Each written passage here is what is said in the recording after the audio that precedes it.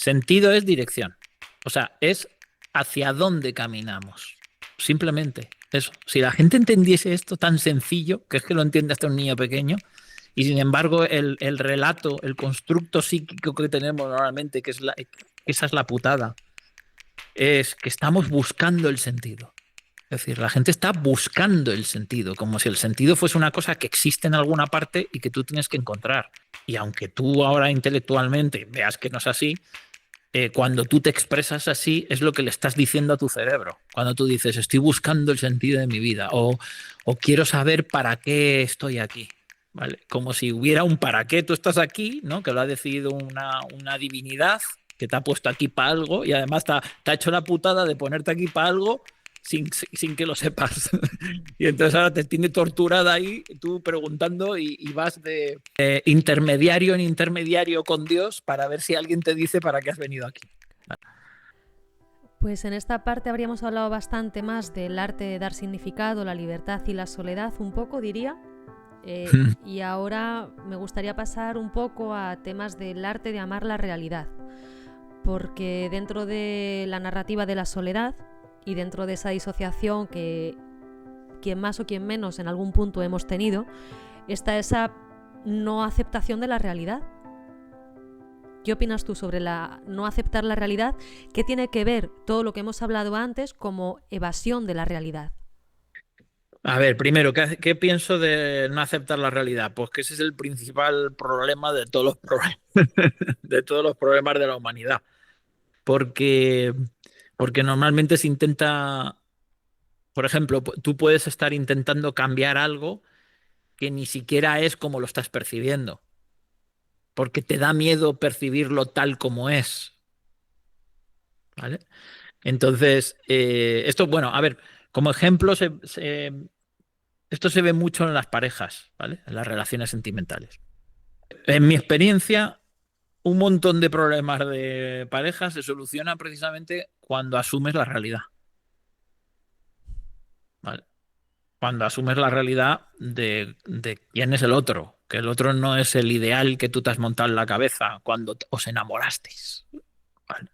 El otro es un ser humano como tú, con sus mierdas y con sus defectos y con sus idas de olla y con todo lo que no le gusta de sí mismo también a veces y con todo eso, ¿vale? Entonces, cuando, cuando tú asumes la realidad, pues cuando empiezas a construir con firmeza algo. Antes son arenas movedizas, antes es fantasía. Entonces, esto que se ve muy claramente en las relaciones, esto pasa con todo en la vida. Es decir, que las personas dicen, ¿por qué no me va bien? ¿Por qué no logro tal? ¿Por qué no? Y están construyendo sobre arenas movedizas, porque parten de una fantasía, parten de una realidad que no quieren ver. Y esto tiene mucho que ver, ya has dicho que tiene que ver con lo que hemos hablado antes, pues que es muy duro aceptar que a lo mejor, y cuanto más tiempo pasa, más aceptar que has construido tu vida sobre mentiras. ¿Vale? De hecho, es que este bloque lo había puesto 3 palabras: honestidad, verdad, compromiso. Bueno, sí, tienen que ver. Mm. Y David, las expectativas y el discurso interno, ahora mismo, porque es que tengo, o sea, quiero ver cómo centro esto que te quiero preguntar, porque tiene que ver con las expectativas, el discurso interno y lo que has dicho de la idealización, con la fantasía. Porque bueno, las expectativas juegan un papel muy importante con la evasión de la realidad. El discurso interno que te estás contando puede ser constructivo o totalmente destructor. Y entonces está el tema de la imaginación y la fantasía. Porque por un lado, cuando entras en ese bloque mental no ves ventanas, o puedes estar en un mundo totalmente disociado e imaginado y de fantasía. Entonces no sé si con esto ya te sientes la pregunta o necesitas que... Más, acláramelo más. Como si fuese un necesitas niño que aclare un pequeño. poco más. Pues el miedo como compañero, porque ahí estaría el miedo como compañero, el miedo a afrontar la realidad, el encontrarte con que no te estás ni acompañando bien con tu discurso interno, tienes unas expectativas que la realidad no las está cumpliendo, y o bien te estás disociando por medio de vivir una fantasía que no te cuentas verdad, o estás en un bloque mental en el que no ves nada y no tienes esa capacidad creativa, porque al vivir en ese, tienes dos opciones, la que yo te estoy explicando ahora, o bien el bloque mental en el que estás en una especie de noria cerrada de hormigón, que todo da vueltas y es una noria cerrada de hormigón, o la otra, la que estás en una Alicia en el País de las Maravillas con las flores, y tú dices, bueno, pues espérate, que ni aquí estás bien ni aquí estás bien, a ver dónde estamos. Vale, o sea que muchas veces tanto el infierno en el que crees que vives como el paraíso en el que crees que vives es igualmente ilusorio, ¿te Sí. refieres? Ya. Sí, bueno, a ver, aquí hay una. A ver, esto es difícil de explicar siempre, pero vamos, yo siempre me he guiado por una frase que dicen que dijo Buda, que ya sabes que es: la verdad es lo que da resultado. Aunque hay que ir con mucho cuidado cómo se entiende esto, ¿vale?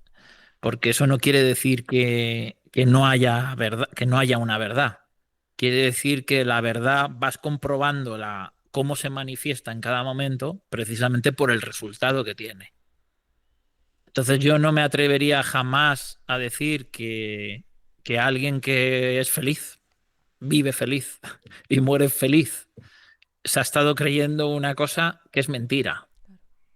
Es muy arriesgado eso, porque aunque haya vivido aunque haya construido una fantasía en la que vivir, las fantasías simbolizan algo. Es decir, las películas, cuando tú ves El Señor de los Anillos o las Guerra de las Galaxias, ¿no? Son fantasías, pero esas fantasías esconden un aprendizaje muy profundo. Están los mitos, está el relato mítico por debajo, y los mitos son ficciones que apuntan a una verdad, que simbolizan algo.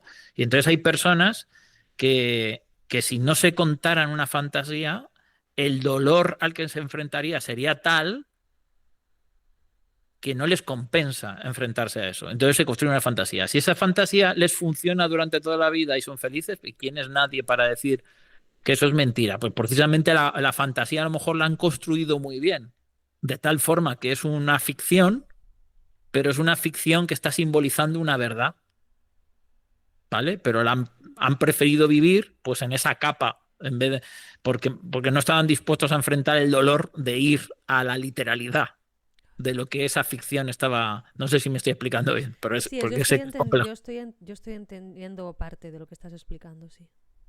Entonces, para empezar, yo trataría a las personas por el resultado de sus vidas, Mm, ¿vale? En cuanto a la verdad o la mentira. Entonces, porque en realidad lo único que importa es cuando alguien tiene la sensación de que está mal, que tiene algo que solucionar. Esto, claro, mientras no esté haciendo daño a nadie. Es decir, si tú estás haciendo daño a alguien, entonces ya me importa tres cojones si eres feliz o no, ¿vale? Porque hay gente a lo mejor sádica que puede estar muy feliz haciendo daño a los demás. Bueno, pues ahí habrá que tomar medidas. Pero en cuanto a cómo se siente alguien psicológicamente en su vida, si no está haciendo daño a nadie y se siente bien, ahí no hay ningún problema y nadie tiene por qué cuestionar si es verdad o mentira el cómo tú te estás contando las cosas. mm, Ahora bien, siempre que hay un problema, que entiendo que es lo que hay que atender, siempre que la persona siente que hay algo que no funciona bien, eso es algo que no está dando resultado. Con lo cual sí que hay que tratarlo como una mentira, que está ocultando una verdad que es la que soluciona la mentira. ¿Vale? Entonces, esto es una guía simplemente es como un mapa de llegada a la raíz de los problemas. Es decir, si no te sirve, si la verdad es lo que da resultado y no está dando resultado, no es verdad. ya, ¿Vale? Entonces, a veces y a veces no es verdad porque la verdad duele. claro. Pero normalmente cuando se tiene un problema es que no has sido capaz de crearte una fantasía que te funcione, y yo te digo, y menos mal, porque en realidad alguien que vive en una fantasía puede ser muy feliz y puede estar muy bien y es mejor no tocarlo, ¿vale? Pero no está viviendo tan intensamente como podría haber vivido si se hubiera enfrentado a ese dolor que tanto teme. Pero cuando algo no te funciona en la vida, cuando tú ya tienes un dolor, eres incapaz de contarte ninguna fantasía y tú estás intentando hacer que funcione algo y estás pasándolo mal, eso eso es muy interesante porque ese dolor, ese sufrimiento te está dando una oportunidad para llegar a la verdad. Claro. Y en medio del dolor, David, porque bueno, la persona que vive en esa fantasía, si le está yendo bien, ya luego la vida dirá si le muestra de una manera u otra la caída de la fantasía o no. Pero bueno, mientras le dure la fantasía, Ujú. pues bien. Pero en medio del dolor, David, porque a mí es, porque justo ahora mismo con todo esto que ha pasado en Valencia, ya de nuevo te hace mucho reflexionar, ¿no? Cómo acompañar a personas en medio de ese dolor tan grande, que de alguna manera, tarde o temprano, de una manera u otra, muchas personas vamos a atravesar un duelo, espero no de esa magnitud, pero el dolor forma parte de la vida y no se puede evitar ni evadir. No. No, por eso lo que hablábamos antes. Más vale que tengas algo por lo que vivir, que en realidad es lo mismo que algo por lo que morir. Entonces, más vale que tengas eso y que lo hayas concebido y te hayas comprometido con ello cuando estás bien, en los buenos momentos. Porque si eso lo tienes en los buenos momentos, ese salvavidas te va a servir en los peores momentos de la vida. Y eso es una de las cosas que descubrió Víctor Frank en El hombre en busca de sentido, ¿vale? Que descubrió que la gente que sobrevivía, que más posibilidades tenía de sobrevivir, a no ser que la mataran de un tiro, ¿vale? Al azar, pero o la metieran en la cámara de gas, pero los que no eran asesinados, los que los tenían allí y aguantaban, mucha gente se venía abajo, se dejaba morir y se rendía. Y los que salían adelante y los que perseveraron y sobrevivieron eran los que tenían algo por lo que vivir. Eso es lo que tenían en común toda la gente que tenía una fuerza extraordinaria por encima de la media de la gente que se venía abajo cuando estaba encerrada. Imagínate una situación más difícil que esa, es difícil imaginarles y la sabrá, Sí. ¿vale? Entonces ese es el salvavidas universal, te diría yo, Mireia. Todo lo que hemos... De hecho, bueno, para crear, para esta charla contigo, los libros que he estado un poco bicheando otra vez ha sido Nassim Nicolás Taleb, Sí. El hombre en búsqueda de sentido, y Mónica Caballé con otro de sus libros de filosofía práctica. Más luego otro filósofo que no recuerdo ahora mismo su nombre, me da pena porque que habla mucho sobre el sentido también, que es catalán, pero no recuerdo ahora su nombre, y son o sea, los en los que me he apoyado para crear esta charla contigo. Ah. Sí, porque para poder darle la profundidad y que sea de verdad de utilidad para las personas, ¿no? Por, Bueno, espero que lo esté siendo. yo creo que sí, ¿eh? Son cosas muy complejas y espero que me esté expresando bien, pero. Yo pienso que sí que está siendo, o sea, que sí que te estás expresando bien y bueno, que estás ofreciendo una mirada de interés y pienso que necesaria para las personas, para crear sentidos que apoyen cuando la vida muchas veces no tiene sentido. No, no, la vida en sí misma no tiene sentido. Bueno, a ver, no lo sabemos, Pero en ¿vale? momentos, quiero Pero, decir, vitales, claro, no tiene sentido.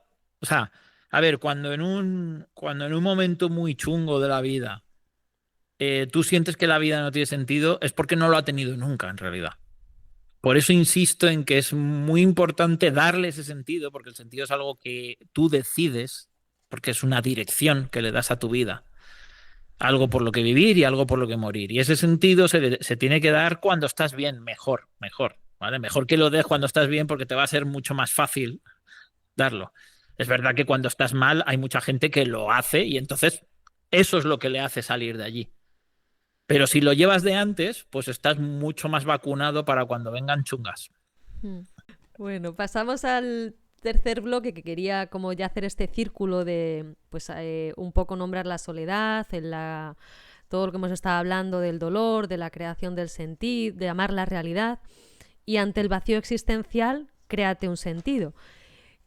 ¿Qué es crearse un sentido, David? Es dar una dirección a tu vida. A ver, insisto, sentido es dirección. O sea, es hacia dónde caminamos. Simplemente. Eso. Si la gente entendiese esto tan sencillo, que es que lo entiende hasta un niño pequeño, y sin embargo el relato, el constructo psíquico que tenemos normalmente, esa es la putada, es que estamos buscando el sentido. Es decir, la gente está buscando el sentido, como si el sentido fuese una cosa que existe en alguna parte y que tú tienes que encontrar. Y aunque tú ahora intelectualmente veas que no es así, cuando tú te expresas así es lo que le estás diciendo a tu cerebro. Cuando tú dices, estoy buscando el sentido de mi vida o quiero saber para qué estoy aquí. ¿Vale? Como si hubiera un para qué tú estás aquí, ¿no? Que lo ha decidido una divinidad que te ha puesto aquí para algo y además te ha hecho la putada de ponerte aquí para algo sin que lo sepas. Y entonces ahora te tiene torturada ahí, tú preguntando y vas de intermediario en intermediario con Dios para ver si alguien te dice para qué has venido aquí. ¿Vale? Entonces, el sentido es la dirección que tú decides darle a la vida. Voy hacia allí. Eso es. Y eso es crearte el sentido, simplemente. Este bloque es el de la valentía, que es la voluntad de... es que esto también te lo cogí de alguno de tus textos. La voluntad para andar por la vida con la cabeza alta. ¿Cómo se construye ese sentido? Bueno, el sentido ya has dicho cómo, pero mantener la voluntad para caminar por la vida con la cabeza alta. Bueno, o con una soberbia humilde. Mira, yo en el primer día, bueno, para empezar, la cabeza alta te lo da el saber siempre a ciencia cierta que tú estás actuando bien con los demás, ¿vale? Eso es lo principal que te hace caminar con la vida, por la vida con la cabeza alta, ¿vale? Y luego la perseverancia y la tenacidad y la firmeza interna que tiene que ver con los propios valores. Saber que tú te estás agarrando a esos valores y que piense lo que piensen los demás, tú sabes por qué estás haciendo lo que estás haciendo. Lo sabes. ¿Vale? Esto me acuerdo de una clase. Pues yo estudié en la escuela de cine, ¿vale? Hace un montón de años. Y me acuerdo, esto se me quedó grabado, porque luego la escuela de cine yo casi ni la pisé, ¿vale? Pero se me quedó grabado el primer día de clase que nos lo dio José Luis Cuerda, que era un director español, ¿sabes? Muy, muy conocido. Y sí, eso se me quedó grabado porque fue lo primero que escuché y dije, y digo, ya me puedo ir, ya está. Una frase y me puedo ir a casa, ya tengo todo lo que necesito, ¿vale? De la escuela de cine. Y me dijo, lo más importante para un director de cine es saber lo que piensa. Dijo, primero, saber lo que piensa. Dice, muy poquita gente sabe lo que piensa sobre las cosas, porque piensa como de segunda mano, tiene ideas de segunda mano, ni siquiera sabe lo que piensa, ¿vale? ¿Qué piensas de...? Bueno, dice, pero eso no es lo importante. Dice, lo más importante es lo siguiente. Dice, lo más importante es saber por qué piensas lo que piensas. ¿Vale? Y eso es parte de lo que te hace caminar con la cabeza bien alta. Tiene que ver con saber por qué estás haciendo lo que estás haciendo. Saber por qué defiendes lo que defiendes, por qué quieres lo que quieres, ¿vale? Y saber que te estás portando bien según tus valores, ¿vale? Claro. Que te estás portando bien con los demás. Siempre y cuando tengas esa coherencia, es decir, sepas que tú no te estás traicionando a ti mismo, podrás caminar con la cabeza bien alta. Quien no camina con la cabeza alta por la vida es porque siente que de una manera u otra se está traicionando. Y habría que ver en qué. Claro, aquí me viene lo del tema del pensar, la reflexión, las pocas preguntas que a veces las personas no se hacen. Uno, porque se les caería la vida y le da miedo el cambio. Y luego el tema de la falta de reflexión, que ahora mismo las cosas van muchas veces muy rápido, la acción doble de muchas cosas que estamos haciendo, la falta de atención y la falta de profundidad. Ahora mismo, por ejemplo, charlas de 1 hora y media o 2 horas en internet, mismamente la mente las ve y dice, ¿qué dices? ¿No? Sí, pero fíjate, curiosamente funciona muy bien, ¿eh? Curiosamente los podcasts largos, las charlas largas están cada vez funcionando mejor. ¿vale? Que es algo... Es verdad que luego hacen shorts también para la gente que necesita ver cosas más pequeñas, pero normalmente cuando ves algo más pequeñito y eso te engancha de verdad, tú vas a ver luego la Mm, conversación entera, quieres ver la conversación entera y están funcionando muy bien. Yo creo que eso es... Yo es que creo que hay ahí muchas cosas que se dicen, Mireia, como que tiene que ver con lo que acabamos de hablar, como que nos han pesado dos veces, que se repiten, que la gente repite como loros cosas porque lo oye en todas partes, ¿vale? Pero esto de que, por ejemplo, ahora hay más rapidez y lo más pausado, pues yo sinceramente creo que lo que ha pasado es que se ha complementado. Es decir, que son las dos cosas, ujú. ¿vale? Pero no que una cosa haya sustituido a la otra. Quiero decir, y la metáfora de esto de las entrevistas, ¿no? En las redes que hemos dicho ahora, es que sirve mucho. Yo creo que ha aumentado la inteligencia, fíjate lo que te digo, ¿vale? Ha Bueno, hay aumentado la partes inteligencia. que sí, ahí estoy de acuerdo contigo. Sí. Sí, porque nos ha hecho más eficientes. ¿Y eso qué quiere decir? Que, que tú para ver una conversación entera, es decir, si tú ves un clip de alguien y dices, hostia, qué interesante esto que dice esta tía aquí, por ejemplo, ¿sabes? Quiero saber más de ella. Y entonces te vas a ver una conversación larga. Si tú cogieras una conversación larga y empiezas a escuchar, a ver, uff, bueno, voy a darle una oportunidad, como hace la gente. Bueno, venga, a ver, joder, si me han dicho que es muy buena, pero me estoy aburriendo como una ostra. Voy a seguir escuchando, a ver, voy a darle otra oportunidad y voy a seguir escuchando. Y estás perdiendo tu tiempo, Mm, ¿vale? Entonces, la rapidez lo que hace es como una fase de selección, ¿vale?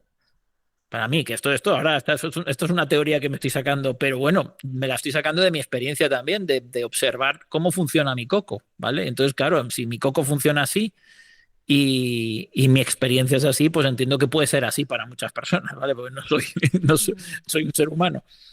Entonces, claro, las cosas rápidas que ves rápidas te sirven para seleccionar rápido. Y una vez que has seleccionado, ya puedes profundizar más en algo y ahí sí que aceptas el largo plazo. Ahí sí que aceptas sentarte a escuchar a alguien que te interesa de verdad y te sientas a escucharle un buen rato y además es que a algunas personas querrías que no se acabara nunca.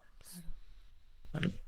Yo en esto también me refería a la capacidad creativa y reflexiva, porque hay en ciertos ámbitos o formas que a mí me da la sensación que la capacidad creativa y reflexiva no, no se está desarrollando, que incluso el cerebro, ¿no? Esa capacidad de conectividad que hay, de las sinapsis neuronales, tampoco se están dando de la misma manera por la facilidad también que, por ejemplo, ofrece, sin ir más lejos, chat GPT este, ¿no? Que buscas y él, si quiere, te da un texto él solo y tú dices, ah, pues ya lo tengo que pensar. Yo creo que es al revés. Mire, Pero depende de cómo se use también.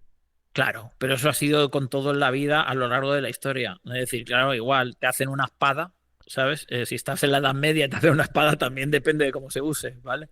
Todo, todo. Cuando aparece el teléfono, pues también depende de cómo se use. Cuando aparece la televisión, también. Cuando aparece la radio, también depende. Cuando salen los CDs, también depende de cómo se use. Cuando aparece Internet, pues también depende de cómo se use.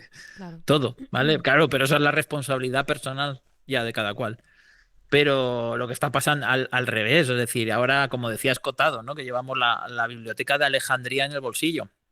Si quieres, claro. Pero el tema es que la idiotez humana se ve más, pero no quiere decir que haya aumentado, quiere decir que se desvela Claro. más. Es decir, lo que hacen las redes es que tengamos una muestra muy fiable, porque ahí está todo el mundo metido, de todas partes del mundo interconectada. Tienes una muestra muy fiable de cómo la gente es. Pero Internet y el tipo de conexiones, cuando van acelerándose, eso no cambia a la gente, ¿vale? Lo que hace es que se vea cómo son. Claro. Entonces, claro, cuando tú ves más estupidez, este es el sesgo igual con las malas noticias, ¿no? O sea, la persona que está solo viendo el telediario, ahí encerrada en su casa viendo el telediario, pues a lo mejor se puede pensar en muchos momentos que es el fin del mundo, por ejemplo, ¿vale? Entonces, eh, el marco desde el que miras, cuando tú ves ahí, miras y ves tanta estupidez, la ves porque la hay. Y es una maravilla que la veas, ¿vale? Porque de alguna manera se está desvelando, pero eso ha estado siempre ahí. Eso no se ve ahora porque haya aparecido ahora. Eso se ve ahora porque se puede ver, Claro. ¿vale? Y eso nos hace menos estúpidos, en promedio. Porque al mirar ahí nos estamos viendo a nosotros mismos. Y estamos aprendiendo de todo el mundo, ¿vale? Entonces, tú cuando... Esto ha pasado siempre, es decir, cómo uno soluciona problemas antes de tenerlos, ¿no? Que esto es un arte siempre, yo creo, súper importante en la vida. Solucionar problemas antes de tenerlos, aprendiendo de los problemas de los demás. Mm. Cuando tú conviertes un problema de alguien y en un problema tuyo a resolver aquí, de alguna manera te estás vacunando para hacia ese, puede ser que no, ¿eh? Puede ser que por mucho que hayas visto un problema de los demás, te llega a ti, te va a llegar, pero la manera de afrontarlo va a ser muy distinta si tú previamente has aprendido de otras personas que han pasado por ese problema antes de tenerlo. O también Entonces, otra eso, cosa que hablabas tú, lo de mirarte en el peor de los escenarios y dirigirte al mejor. Y hacer lo posible por dirigirte al mejor de los escenarios. sí, ese es el truco para tomar decisiones siempre. Sí, yo siempre te digo, vas a tomar una decisión, imagina el peor de los escenarios. Si eres capaz de asumirlo, es decir, si eres capaz de soportarlo, si estarías dispuesto a enfrentarte a esa situación, entonces decir, ve para allá. Y si no serías capaz de afrontar el peor de los escenarios, no hagas eso, haz otra cosa, ¿vale? Porque puede pasar. Es muy raro que pase. El peor de los escenarios es muy raro que pase, pero hay una posibilidad de que pase. Entonces, claro, luego no me vengas llorando porque tú sabías que había una posibilidad. Entonces, solo lánzate allí donde estés dispuesta a asumir el peor de los escenarios. Que es asumir las consecuencias de crearte un sentido, de crear tu vida, de crear tu proyecto, de estar dispuesto a que te juzguen, que te critiquen o que en tu proyecto salga o que no salga, pero seguir adelante con él independientemente, como tú dices también, pase lo que pase, pese a quien pese y piensen lo que piensen. Así es, así es. Sí, y la fuerza que da eso es eso, estar dispuesto a asumir lo peor que te imaginas. Lo peor, lo peor, lo peor. Que fíjate que eso lo hacen las personas más realistas, que al contrario de lo que se piensa. O sea, las personas más realistas saben ponerse en el peor de los escenarios y en el mejor. Las dos cosas. ¿Vale? Las personas pesimistas solo se suelen poner solo en lo peor y es muy interesante porque solo piensan en lo peor, pero no son capaces de pensar lo peor de lo peor. No se atreven. Sin embargo, las personas optimistas, que son las realistas en realidad, las personas optimistas, y esto puede sonar raro porque siempre se suele decir todo lo contrario, pero las personas optimistas son las más valientes normalmente, porque son capaces de pensar en lo peor, pero también ven el esplendor de lo mejor. Entonces, lo único que tienen que decidir es si están dispuestas a soportar lo peor en el caso de que viniese. Pero la fuerza, son dos fuerzas que se unen, ¿vale? La fuerza que te da decir, sí, si viniese eso, estaría dispuesto a asumirlo. Y se une con la fuerza y además soy capaz de ver algo maravilloso, que Claro. también es posible, ¿no? Claro, pero fíjate, a mí lo que entiendo lo que dices y diría que a veces lo experimento. Digo a veces porque también a veces caigo en el otro lado tenebroso como persona humana que soy. A veces me sale bien y a veces hay que mejorarlo. Ujú. Pero el tema este de cuando de pronto el miedo o la incertidumbre o ese caos te pilla un poquito más, el ver la oportunidad dentro de ese momento. ¿Cómo ayudarías tú a alguien en un momento que les te pueda estar costando ver la oportunidad? El esplendor, ¿no? Ese momento de saber que estás dispuesto. Esto es lo peor que me puede pasar. Pero es que sé que está eso de ahí, pero es que hoy no lo veo. Hoy no lo veo. Y a ver, Es que es muy raro porque si tú, a ver, todo esto parte de lo que hemos hablado. Es decir, si tú has establecido un sentido es porque lo has visto, ¿vale? Es decir, si tú has decidido que caminas hacia allí, lo has tenido que ver necesariamente, ¿vale? Entonces, si me estás diciendo que por el camino, puesto que tú lo viste y lo decidiste con determinación, y vamos a partir de ahí, con lo Ujú. cual eso se da por sentado que lo has visto. Si tú de repente en el camino dices que no lo estás viendo, cuando lo has visto, ¿vale? ¿Qué puede pasar ahí? Que le estás dando la espalda, ¿vale? Es decir, si no lo estás viendo, si tú miras al sol y dices, me voy a seguir, me voy a guiar por el sol, y de repente llega un momento y dices, ay, no veo nada, no estoy, ¿y dónde está el sol? ¿Y dónde está el sol? No lo veo, ¿vale? Es que le estás dando la espalda, Claro.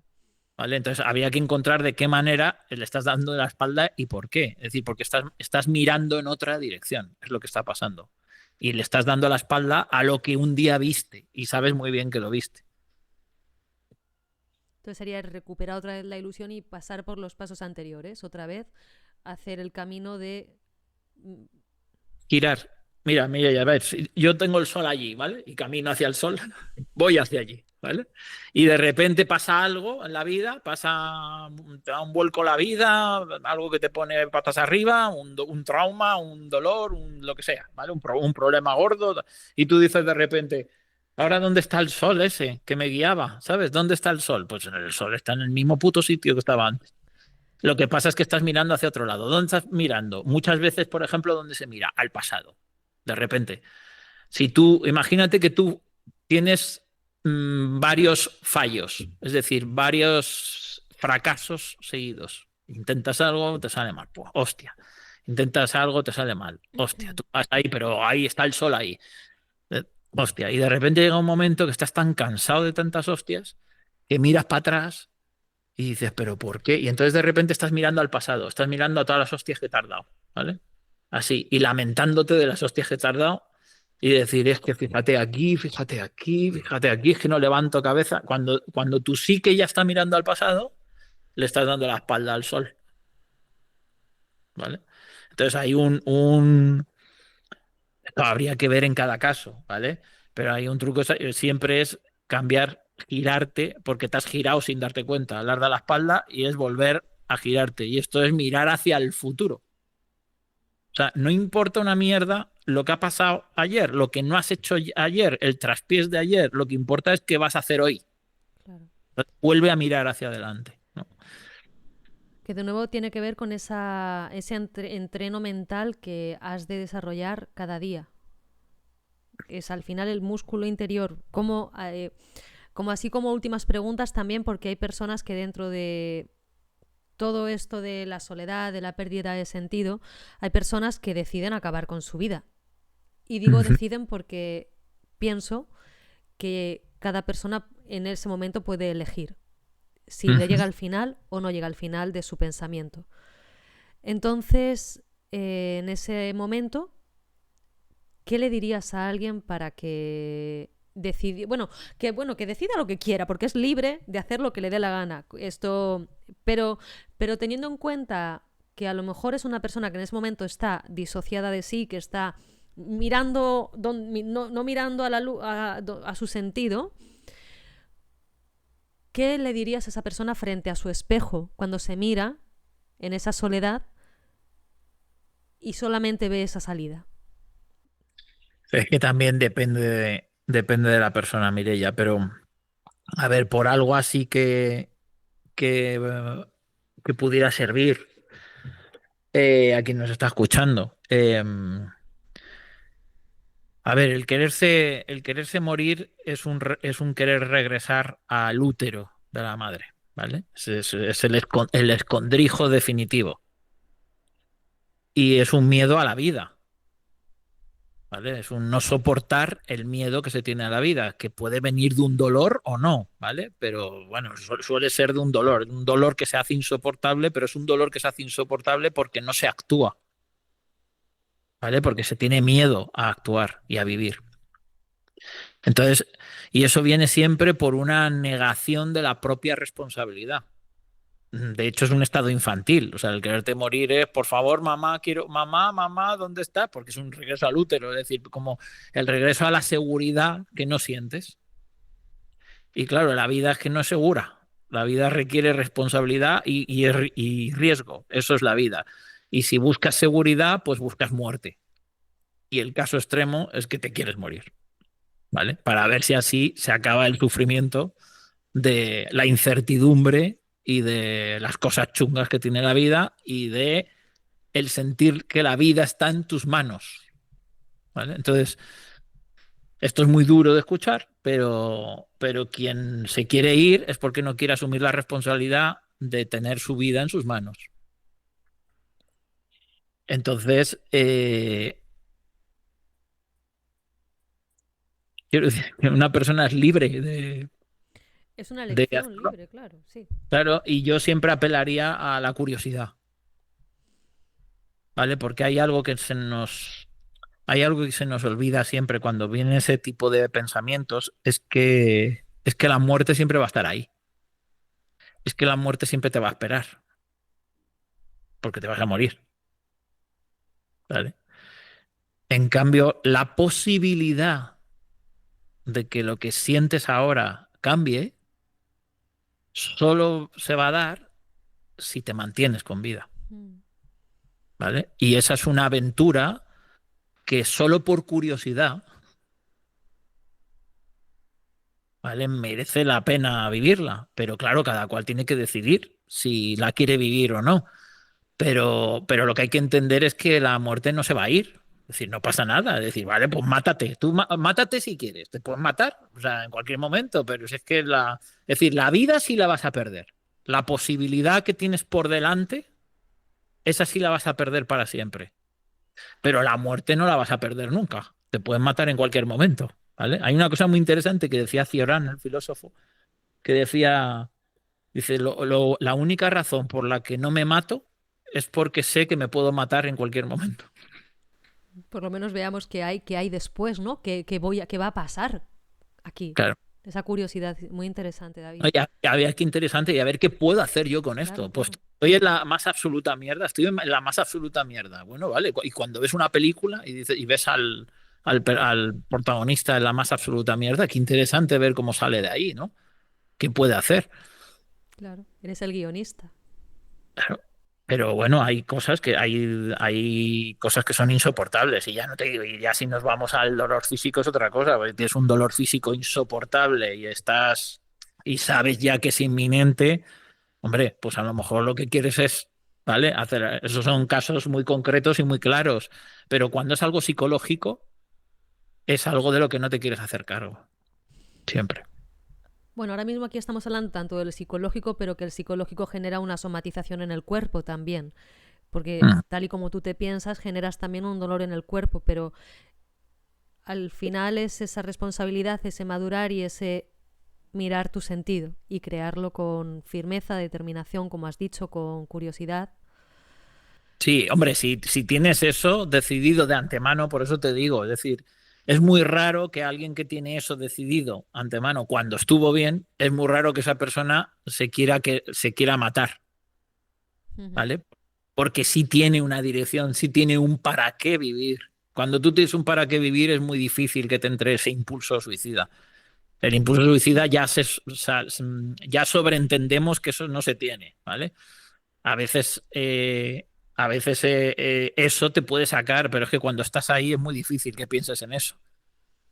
Hay que ir saliendo poco a poco de ese estado. Si es que quieres salir, ¿no? Y si hay alguna posibilidad, alguna grieta de que esa persona no se mate finalmente y decida vivir y opte por la vida, si hay una posibilidad de eso, es que es apelar a la curiosidad y a que entienda que es absurdo ir rápido hacia algo que siempre vas a tener.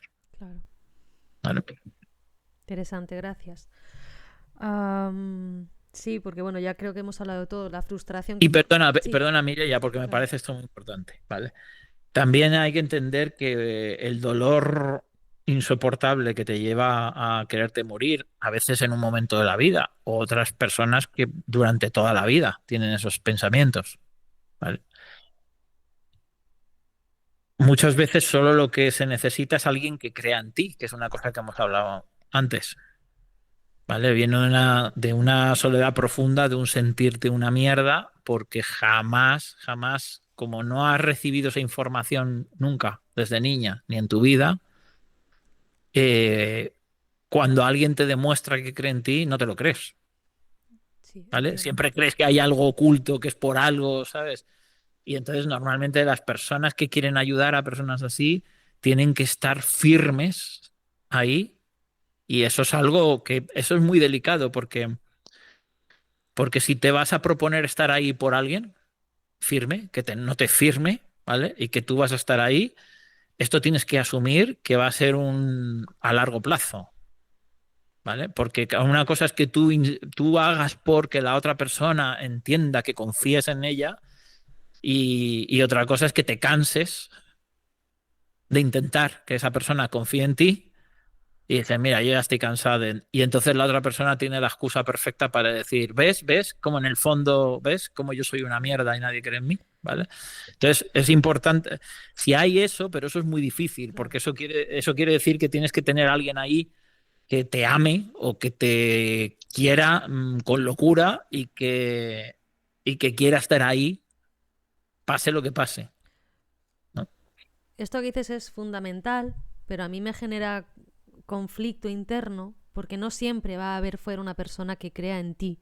Y o Claro, desarrollas tú el creer en ti, en amarte tú y en acompañarte tú, o te vas a la mierda cada es- día.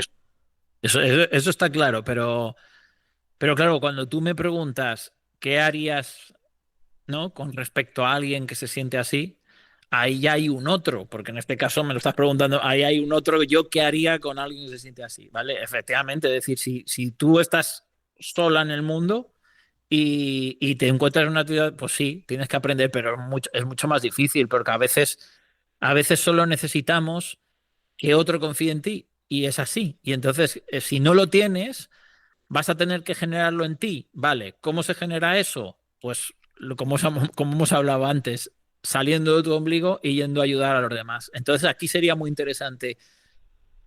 Voy a conocer a personas que también se quieren matar como yo y que incluso estén pasando por cosas peores que yo, ¿vale?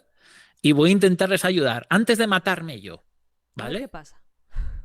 A ver qué pasa, ¿vale? Porque me voy a morir, pero joder, qué interesante, porque a lo mejor con cómo me siento, yo les entiendo mejor que nadie. Y a lo mejor bueno, pues a lo mejor interesante que antes de morirte, antes de matarte, salves unas cuantas vidas. Mm. A lo mejor eso te hace verlo distinto, ¿vale? O no, pero mira, habrás salvado unas cuantas vidas. Mm.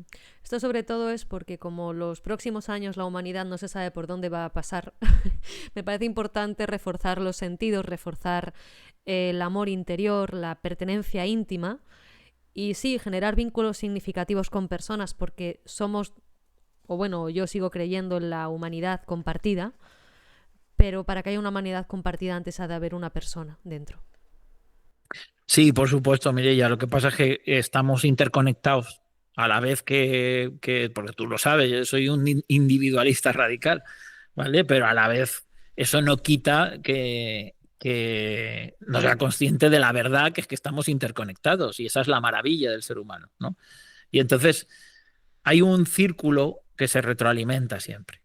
Es decir, que cuando te digo que alguien confíe en ti, eso no quiere decir, porque claro, entramos, vale, pero no hay nadie, yo no puedo esperar que alguien confíe en mí, vale.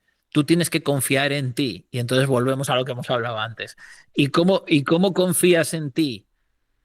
Saliendo de ti, dejando de confiar en ti, dejando de intentar confiar en ti y yendo hacia el mundo, yendo a ayudar a otros. Mm. ¿Y qué pasa? Que cuando tú empiezas a ayudar a otros, esas personas, si lo haces bien, ¿vale? Y tú lo vas a ir haciendo mejor, si tienes determinación y te lo has propuesto, esas personas, si lo haces bien, cada vez van a confiar más en ti, ¿no?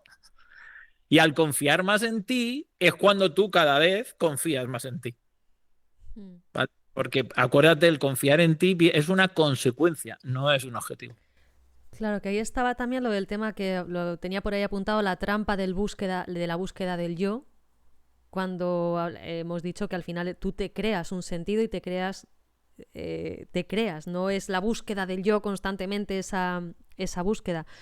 Pero sí, y luego lo que decías antes del que tú eres una persona que se centra en el individuo, podrás centrarte en el individuo, pero si las personas rascan un poquito en el pensamiento que hay debajo, hay un amor inmenso por las personas. Y es lo que... Es que las personas son individuos. Claro, claro, pero las personas que pueden leer solamente leer así como de pasada, ¿no? Como que no, a lo mejor pueden ver en algunos momentos como mucho, en algunos momentos agresividad, incluso ferocidad, pero lo que hay debajo es un amor, porque el amor también tiene ese punto de acción. Sí, a ver, mira, es que la agresividad con que alguien lee un mismo texto y una persona lo puede sentir agresivo y otra persona lo puede sentir un bálsamo, Es ¿vale? una persona. Una persona puede sentir que le has clavado un cuchillo y otra persona puede sentir que le has encendido una luz en medio de la oscuridad, ¿vale? Eh, claro, pero mira, a ver, lo importante es que te ha producido algo. Y lo que te ha producido algo, una emoción fuerte, del signo que sea, está apelando a una verdad tuya. Si es un, si es, si te lo que, si lo que te ha producido es algo muy, ¿vale? De una reacción negativa hacia lo que has leído, pero muy fuerte, eso está apelando a una verdad que no te conviene mirar de ti, ¿vale? Y si te ha producido una reacción como muy de, "Guau, guau", también apela a una verdad que no te conviene ver de ti. ¿Vale? Porque eso quiere decir que te sirve para reforzar, Mm. ¿vale? Lo que tú ya crees. Y eso a veces te hace que ocultes lo que no quieres cuestionar. Con lo cual, por eso, y a ti igual, o sea, cuando te halagan, tanto cuando te halagan como cuando te critican mucho, son dos cosas que hay que tener poco en cuenta. Porque los halagos están envenenados y la crítica esconden verdades. ¿Vale? Entonces, eso lo va a recibir cada cual como sea, pero ¿cuál era la pregunta en el fondo que No, en el vale? fondo había esa que las personas ahora mismo están muy diciendo el tema del individualismo y demás, pero Ah, no pues se dan cuenta de muchas veces en el grupo la falta de amor que hay, la falta de mirar realmente a la persona. sí, bueno, es que ya sabes, mire, ya los problemas de la humanidad son el capitalismo, el patriarcado, el neoliberalismo y el individualismo. Sí. Los demonios, como los demonios creados, que la gente los repite como loro y no sabe ni siquiera a qué se está refiriendo. Y sí, el tema del individualismo, pues eso, ya me lo has oído muchas veces, pero es una cosa muy, muy mal entendida, pero yo creo que aposta, Mm. interesado. Porque el individualismo es la prioridad al individuo, no es la prioridad al yo. No tiene nada que ver con el yo, no tiene nada que ver con primero yo por encima de los demás. Tiene que ver con que tú das prioridad al individuo. Al individuo eres tú también. Y tú, y tú, y tú, y cada cual de nosotros. ¿Vale? Entonces, cuando tú das prioridad al individuo, quiere decir que si el colectivo como fieras se echaran encima de ti, yo te defendería a ti. Yo daría prioridad a ti, incluso aún no estando de acuerdo contigo. ¿Vale? Eso es dar prioridad al individuo. Es decir, que yo voy a defender lo que tú quieras hacer con tu vida, incluso aunque a mí me parezca mal. Y te voy a defender cuando incluso la gente que piensa como yo te intente impedir a ti que tú vivas como quieras. Mm. Eso es para mí el individualismo, ¿vale? Es decir, porque yo pongo la prioridad en el individuo. Entonces, que es lo contrario del colectivismo, que es dar la prioridad al colectivo. Es decir, que el colectivo, que la masa está legitimada a oprimir a una persona para que actúe como no quiere actuar por el bien de ellos, Claro. ¿no? Sí, sí, desde luego genera muchísima más separación de personas. Si no estás conmigo, estás en contra. Si no estás con el grupo, estás en contra y te dejan mucho más en ese abandono social, incluso diría, en mi Ya. opinión. Y David, te quería preguntar algo que como dices tú, me ha pasado un ángel. Sí, ya sé, justo hablando del ángel, ¿qué tiene que ver por un poco así sellar el tema del sentido y demás?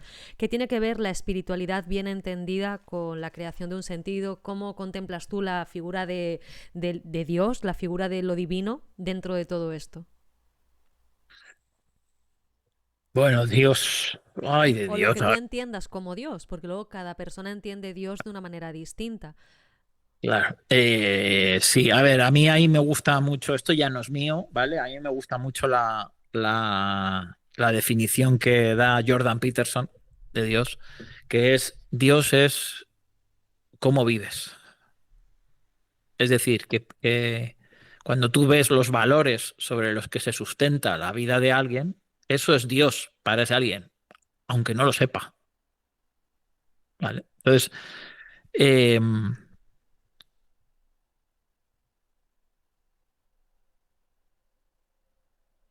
hablar de Dios a estas horas, Mireia. A Dios se puede hablar, si es una forma de vida, ¿no? Se puede hablar a cualquier hora. A desayunar, a comer. Sí, eso es verdad. Eh, ¿Qué quieres saber? ¿Mi idea de Dios? Sí. Claro que sí. Pues sí, eso está acorde con lo que dice Peterson. Es decir, esto que te he dicho antes de los valores, Ujú. ¿vale? Internos, en base a los cuales vives, eso es tu Dios, de alguna manera.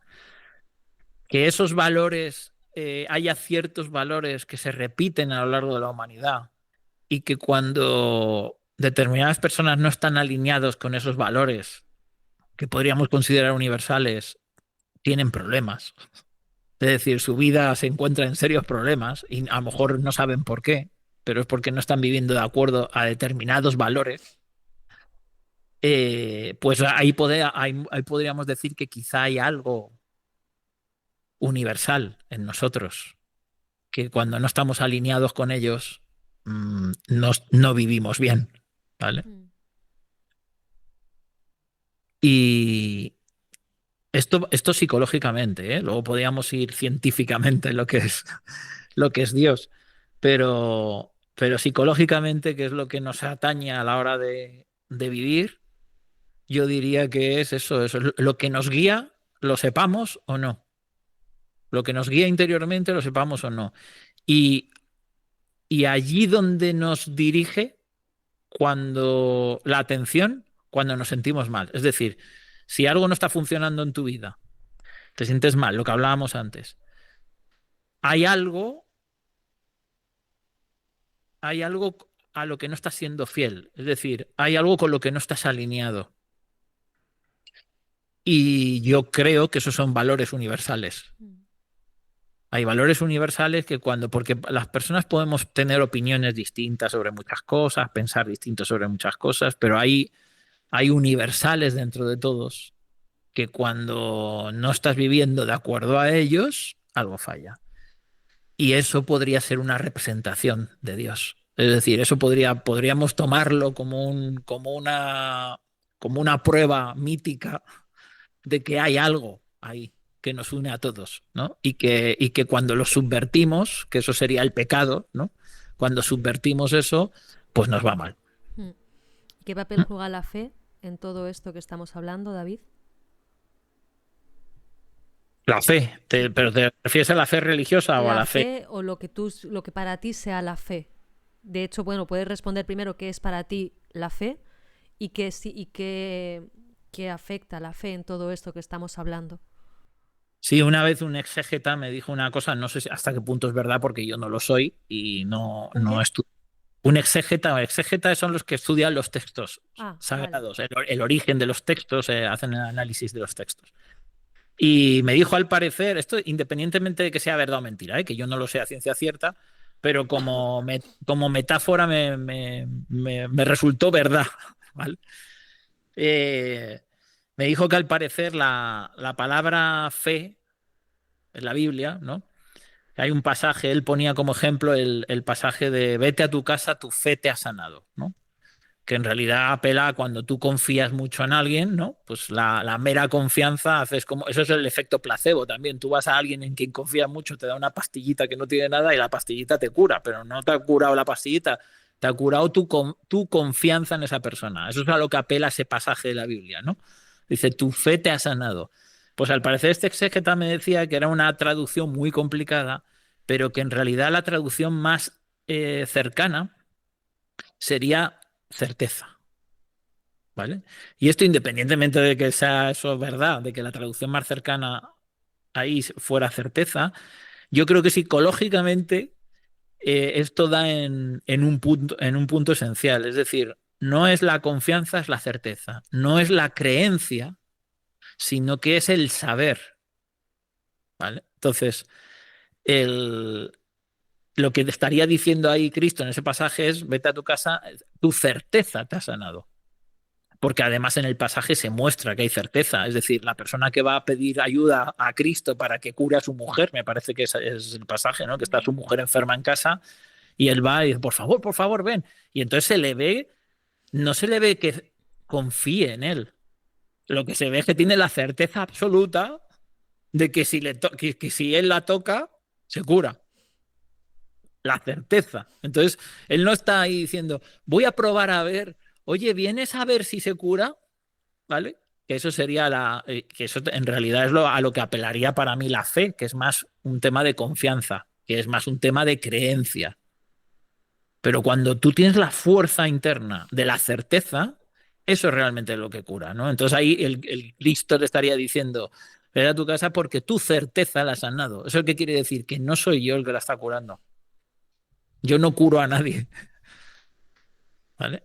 Es tu certeza en mí, es tu absoluta entrega a la verdad, ¿vale? Simbólicamente es lo que le estaría diciendo. No sé si Bueno, te... sí, no, a mí sí me ha respondido, ¿no? Esa entrega a la verdad. Pues David, no sé si quieres añadir algo más de todo algo que sientas que se ha podido quedar sin decir de las tres lugares que hemos hablado, del arte del significado, la libertad y la soledad, el arte de amar la realidad, la nobleza, la capacidad de amar, y ante el vacío existencial, créate un sentido, con la valentía. ¿Hay algo que te gustaría añadir? No, de todo lo que he dicho, uff, yo qué sé, ya sabes que yo tiro millas y estaría 2 años hablando, Lo pero sé. Pero yo por si creo que es acaso, siempre doy la oportunidad. lo que espero es que no hayamos aburrido mucho, que sea útil, Yo pienso porque que es muy útil. vale, vale.